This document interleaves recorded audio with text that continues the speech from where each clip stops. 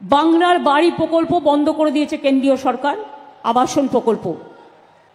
কিন্তু আমরা ৪৫ লক্ষ মাটির বাড়ি পাকা করে দিয়েছি ইতিমধ্যেই প্রায়।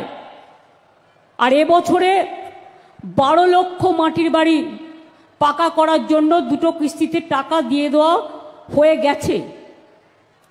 এবং ডিসেম্বর মাসে আরও ১৬ লক্ষ যাদের মাটির বাড়ি ভেঙে গেছে, মাটির বাড়ি আছে, আরও ১৬ লক্ষ মানুষের কাছে ডিসেম্বর মাসে প্রথম কিস্তি পাবেন এবং মে মাসে সেকেন্ড কিস্তি পাবেন।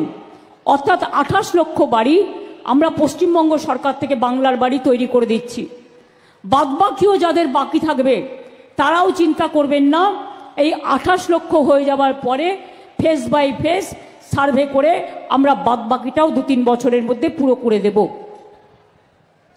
আপনারা জানেন যেমন আবাসের টাকা কেন্দ্রীয় সরকার দেয় না,